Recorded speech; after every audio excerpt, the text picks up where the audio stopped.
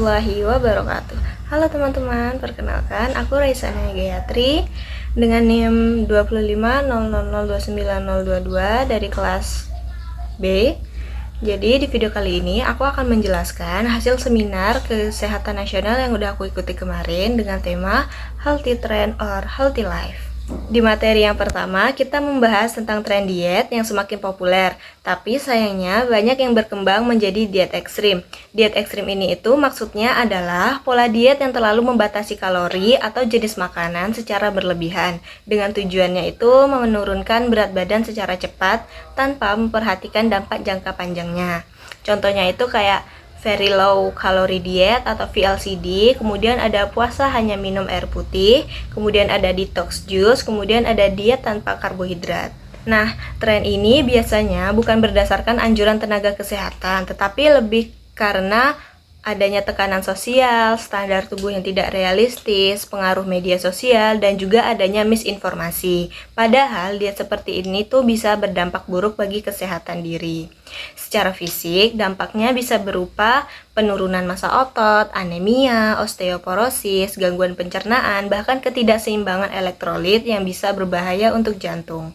Selain itu, diet ekstrim juga memengaruhi kesehatan mental dan fungsi otak. Misalnya, kekurangan karbohidrat bisa menyebabkan brain fog atau sulit berpikir jernih, kemudian mudah marah dan juga sulit untuk konsentrasi. Kemudian, kekurangan protein dan lemak juga bisa mengganggu hormon dan suasana hati, bahkan kualitas tidur. Kalau kekurangan vitamin dan mineral seperti B, D, zat besi, magnesium, dan zinc itu juga bisa memicu gangguan emosional. Dari sisi perilaku, diet ekstrim bisa menyebabkan obsesi berlebihan terhadap berat badan, sering melewatkan makan, menarik diri dari lingkungan sosial, merasa bersalah setelah makan. Ada juga tanda bahaya yang perlu diperhatikan seperti penurunan berat badan yang drastis, tidak menstruasi dalam beberapa bulan, kemudian kecemasan berlebihan terhadap makanan.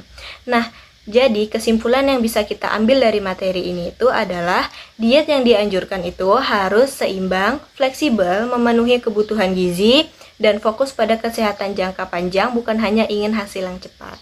Selanjutnya, di materi kedua, kita membahas tentang bagaimana tren kesehatan sekarang mudah viral, terutama karena adanya media sosial.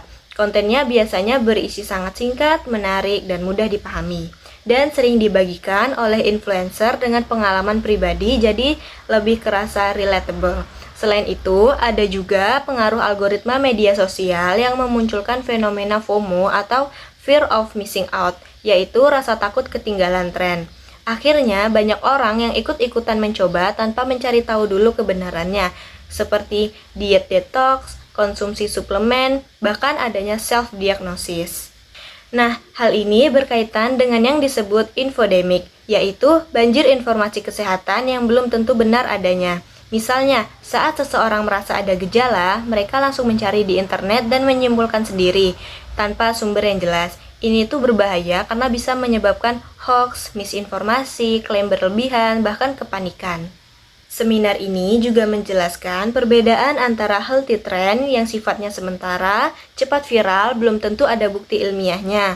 Kemudian ada healthy life, yaitu kebiasaan jangka panjang seperti makan bergizi seimbang, tidur cukup, dan mengelola stres. Untuk media sosial sendiri mempunyai dua sisi. Yang pertama sisi positifnya bisa membantu edukasi, tetapi di sisi negatifnya juga bisa menyebarkan informasi yang salah. Selain itu, kesehatan juga dipengaruhi oleh banyak faktor seperti perilaku, lingkungan, sosial, ekonomi, dan kebijakan.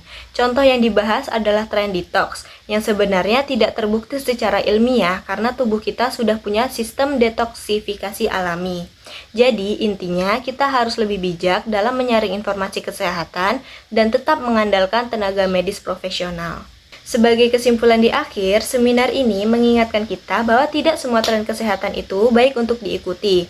Kita perlu membedakan antara memilih tren yang hanya viral atau memilih pola hidup sehat yang benar-benar berdampak di jangka panjang. Dan yang paling penting, kita harus lebih kritis dalam menerima informasi, terutama di media sosial. Baik, sekian penjelasan dari saya. Terima kasih. I just had to let you know you're